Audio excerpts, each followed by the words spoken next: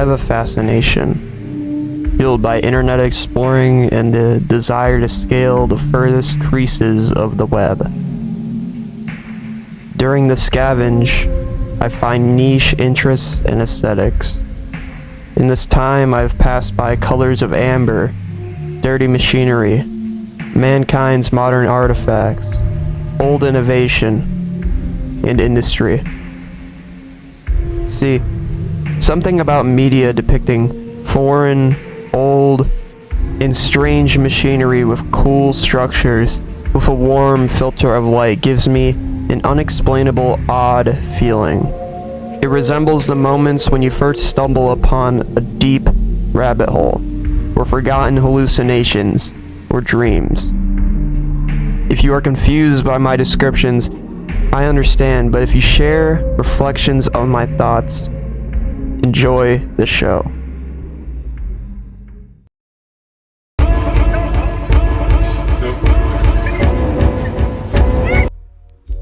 The first time I took notice of the BaoGang steel mill was through the YouTube recommended page. It was a video called A Quick Tour of the Worst Place on Earth, aka BaoGang Steel Mill. The video was posted in 2018, but based on the description, it was recorded in 2011. The mill was, or maybe still is, up and running in Mongolia and Baotao. The title, Worst Place on Earth, has been stated by the British Broadcasting Corporation, and supposedly, this video will show us why.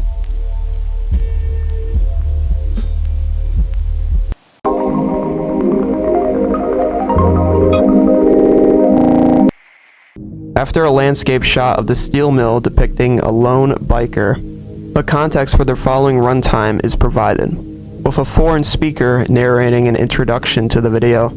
The only captions provided state, "We are sneaking into the BaoGang steel mill," or "Contact was late." These statements tell us some major aspects surrounding the mill. 1. The only way for a regular Joe to get into the mill is through smuggling. 2.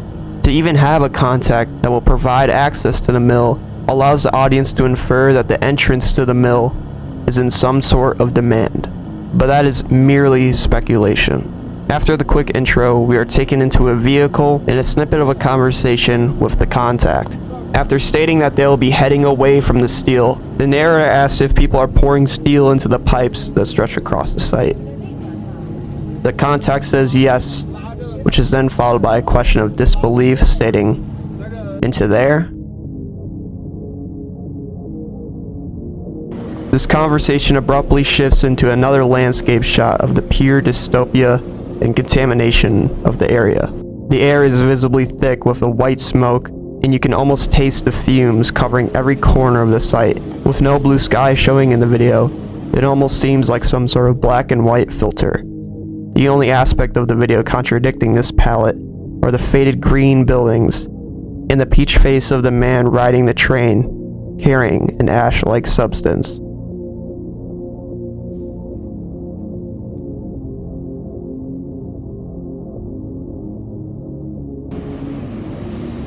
The camera cuts to footage from further inside the site, to the place where they pour the molten metal and transport it into the train. The narrator simply says, "Wow." When the camera points up, smoke almost makes the background of the plant seem more expansive, like a futuristic, distant city. Anyway, after a little bit of captions describe the narrator between two massive buckets of molten steel, contextualizing the setting as hot and loud. And after a little bit of wait, we see the messy pour of steel, accompanied by a siren. The image is terribly beautiful. After the pour, the contact rushes the narrator saying they need to leave quickly. And after getting back in the vehicle, we get a time lapse, showing the extent and size of the mill, and even going to what looks like a town, covered in the same concentration of smoke as in the mill.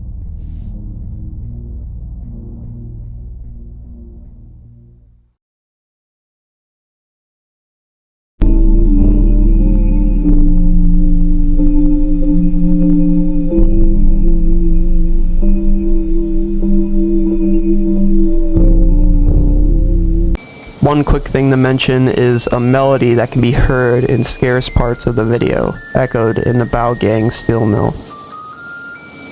It is a song by Walt Disney titled, "It's a Small World." The source of this melody can be from the machines.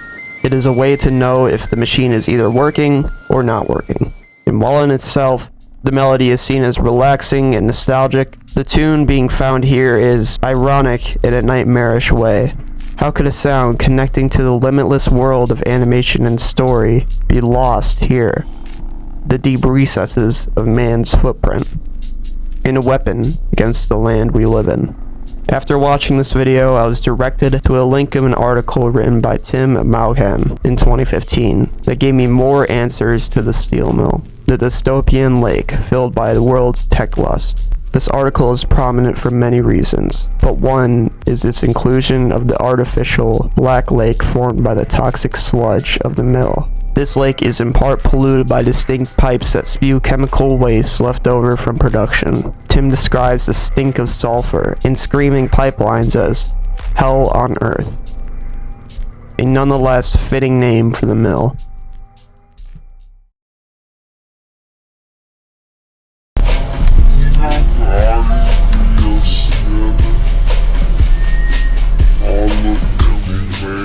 I'm sure many people watching are familiar with the "where your food comes from" videos spread by ranges of people, from concerned regular internet users to brainwash activists who won't even look at a freezer aisle in a store. Anyway, these videos of corporate animal abuse made me look at the world in a shifted perspective ever since. And while it is few an occasion for an article or a YouTube video to make me feel this way, when I learned about Baotou, the industrial city housing 70% of all reserves, and it being one of the biggest suppliers of rare earth materials, I saw how the lust for industry manifests in the concentration of unnatural elements and artificial death. My views on production were stained by the smoke of the BaoGang steel mill, along with the whole of Baotou, Mongolia. Further into the article, I learn about everyday life in Baotou and the makeup of it. I learn about the interconnectedness of the city and the refineries. I learn about how the roads were weirdly wide to support the massive diesel trucks carrying coal. With this, I learn about the snake-like pipes that populate the city and jut from streets and follow roads. Tangentially, the article takes us through the many production plants in Inner Mongolia. For example, a factory that produces a chemical used to polish smartphone.